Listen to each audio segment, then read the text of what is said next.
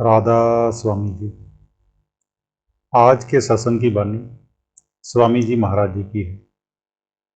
सत्संग के वचन, शब्दारस तो ही पिलावें, जमपुर से फेर बचावें। जब आप 6 चक्रों से ऊपर चढ़ो, आपके अंदर अमृत बरसता है, उसे पियो। फिर अंदर नाम हो रहा है, उसे बांगे आसमानी कहो, जहाँ इसमें आजम। वेद उसे नाद कहते हैं, ऋषि मुनि आकाशवाणी और गुरु नानक साहब शब्द और गुरबानी कहते हैं। वह शक्ति है, सारे खंडों ब्रह्मांडों के जानों की जान है। जब आत्मा उसके साथ जुड़ गई तो शांति आ गई, प्रेम और प्यार आ गया। ये दौलत सतगुरु के मिलने से हासिल हुई। जब मौत आती है तो जमदूत प्राण निकाले या सतगुरु निकाले, मगर जब किसी प्रेमी सत्संग की मौत होती है तो सतगुरु आता है, जमदूत नहीं आते। और ना उसे धर्मराय के दरबार में जाकर हिसाब देना पड़ता है। पापों को उतारने की 2 ही तरकीबें हैं, जहां कमाई करनी, जहां सतगुरु की दया। मैंने ऐसे बहुत से वाकयात देखे और सुने हैं कि प्रेमी सत्संगियों की मौत के वक्त सतगुरु आता है और साथ ले जाता है। जहां तक रिपोर्ट मिली है कि कई औरतों के साल साल भर के बच्चे हैं, जब मौत का पैगाम आया तो उन्होंने दूध पिलाना बंद कर दिया। सास कहती है कि बच्चे को दूध पिला और सतगुरु के आगे अर्ज कर कि तुझे 1 साल के लिए छोड़ जाए, तेरा बच्चा सियाना हो जाए, मगर वे नहीं मानती। उनका प्यार सतगुरु के साथ जुड़ा होता है। एक दफा जब बाबा जी गांव गए, भाई बाण सिंह और भाई करतार सिंह दोनों पाठी साथ थे। वहां एक सत्संगी शरीर छोड़ने लगा तो बाबा जी ने पाठियों से कहा कि आप जाओ और जाकर देखो कि सतगुरु आता है या नहीं। वह नाम ही है जो मोह को काटता है। वह नाम ही है जिसे पाकर ना काम रहता है, ना क्रोध, ना लोभ, ना मोह और ना अहंकार। नाम ऐसी दवाई है जो सभी बीमारियों को दूर करती है। नाम वाले को धर्मराय के दरबार में नहीं जाना पड़ता, सतगुरु उसे जाने नहीं देते। यही तुलसी साहब कहते हैं, सोना काई नहीं लगे, लोहा गुण नहीं खाए, बुरा भला जो गुरु भक्त कभू नरक ना जाए। सतगुरु मदद करता है बशर्ते कि शिष्य कुछ कमाई करे और मन इंद्रियों के अधीन ना हो। हाँ, वे पाठी गए और जब उस सत्संगी की मौत का समय आया तो उसने कहा कि सतगुरु आ गए हैं और कहते हैं हम तुझे इतने बजे ले जाएंगे। एक सत्संगी बाबा जी से पूछते हैं, हजूर, जब मेरी स्त्री मरने लगी तो पास में गैर सत्संगी थे, हमने उन्हें बाहर निकाल दिया और वह बड़ी खुशी के साथ सतगुरु के आने की बातें करती रहेंगी। तो महाराज जी जवाब देते हैं, जब सत्संगी मरने लगे किसी गैर सत्संगी को अंदर ना आने दो, नहीं तो वह चुपचाप चला जाएगा, बताकर कुछ नहीं जाएगा। मेरा अपना तजर्बा है, मेरे पास सैकड़ों हजारों चिट्ठियां आ चुकी हैं और आती रहती हैं। ये बाबा जी कह रहे हैं, जो शिष्य नहीं जपते सतगुरु उन्हें भी जमदूतों के हवाले नहीं करता। अगर जमदूतों के साथ ही जाना है तो हम ऐसे सतगुरु को दूर से ही सलाम करते हैं। बाकी जो नाम से खाली हैं उन्हें लेने के लिए जमदूत आते हैं और धर्मराय के दरबार में ले जाते हैं।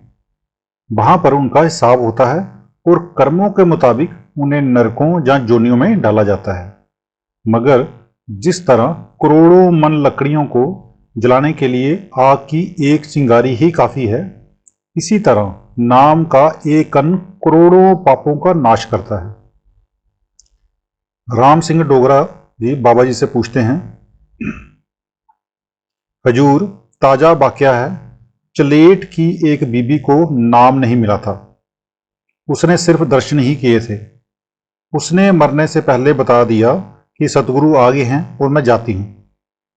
तो महाराज जी जवाब देते हैं, जब ये अब पहाड़ का जिक्र है, सतगुरु अपने शिष्यों को क्या, प्रेमियों को भी जमदूतों के हवाले नहीं करता। गर अगम तो ही दर्शावे, मार्ग सब तो ही लखावे। मरने के बाद कहाँ ले जाते हैं? अगम लोक में। और फिर वह ये तो नहीं कहते कि अकेला जा, बल्कि हर मंजिल पर हमारे साथ होते हैं। वरना अंदर ऐसी ऐसी रुकावटें हैं जिनके कारण बड़े बड़े ऋषि मुनि रुके बैठे हैं। रिद्धियां सिद्धियां शक्तियां हैं जो कि अंदर नहीं जाने देती। फिर नूरी औरतें हैं जिनका नमूना इस दुनिया में है ही नहीं, जिनका जहां चाल चलना अच्छा नहीं, वे आगे नहीं जा सकते। वे नूरी औरतें कहती हैं कि आगे ना जाओ, हमें कबूल कर ले, हम तुझे स्वर्ग की अप्सराएं दिखाएंगे, ये देंगे वह देंगे। राह तो महात्मा देते हैं, आगे जो जो कमाई करता है वह फायदा उठा जाता है, बाकी खाली के खाली रह जाते हैं। जिस जिस मुकाम तक का गुरु किसी को मिला, वह कमाई करके उस मुकाम तक पहुंच गया। जो अभ्यास करते हैं वे देखते हैं, वे पिछले महात्मा और उनके सेवक सारे राह में मिलते हैं और बातचीत करते हैं। अंदर सतगुरु साथ होकर हमें नूरी देशों से पार लंघाता है। अगर सतगुरु साथ ना हो तो हम जा ही नहीं सकते।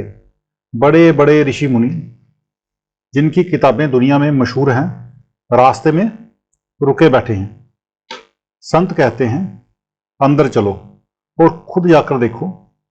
सतगुरु हर मंजिल पर शिष्य के साथ हैं, पर कब?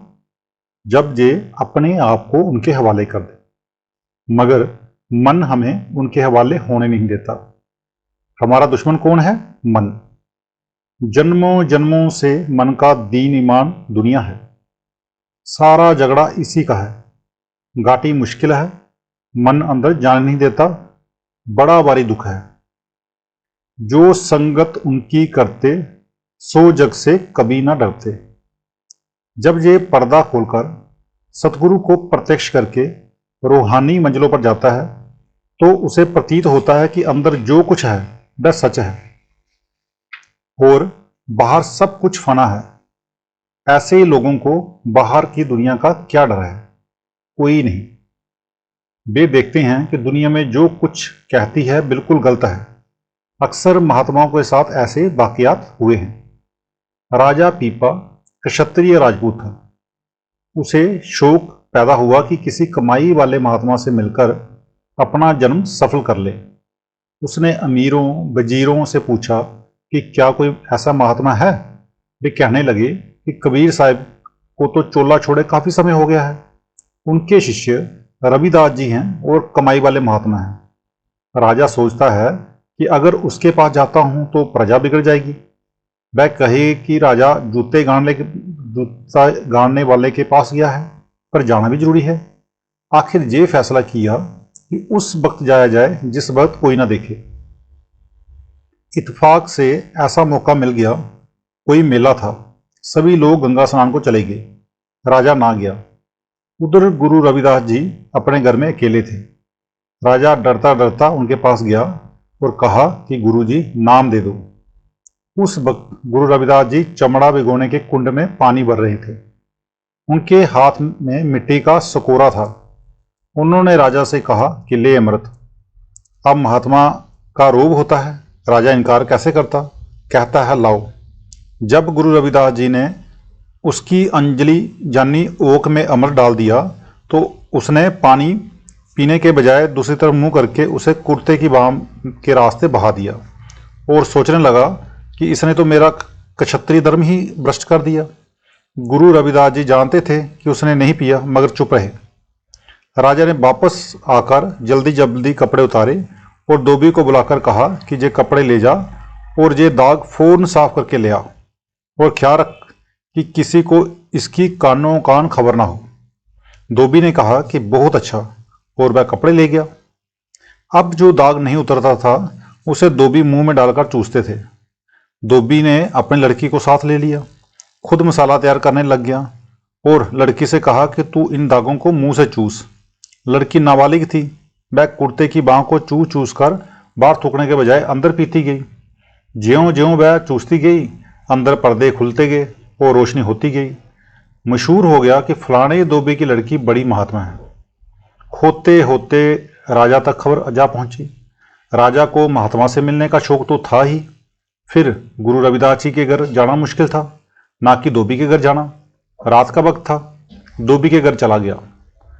वह लड़की उठकर खड़ी होगी, लड़की से बोला, बेटी, मैं तेरे पास राजा बनकर नहीं आया हूं, बल्कि भिखारी बनकर आया हूं। लड़की ने कहा, मैं आपको राजा समझकर आगे नहीं आई, बल्कि इसलिए कि मुझ पर जो भी कृपा हुई है वह आपकी हस्ती से हुई है। राजा ने हैरान होकर कहा कि मेरी हस्ती से?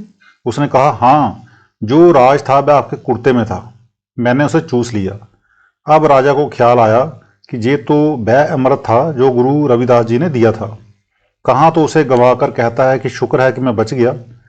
गुरु रविदास जी ने तो मेरा धर्म भ्रष्ट करने में कोई कसर नहीं छोड़ी थी, कहाँ अब कहता है कि धिक्कार है मुझे, धिक्कार है मेरे कुल को और धिक्कार है मेरे राज को।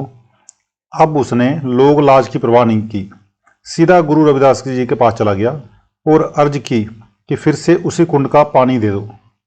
गुरु अमरदास जी ने कहा, अब वह नहीं मिल सकता, वह तो उसी समय के लिए था, वह कुंड का पानी नहीं था, वह सचखंड से लाया हुआ अमृत था।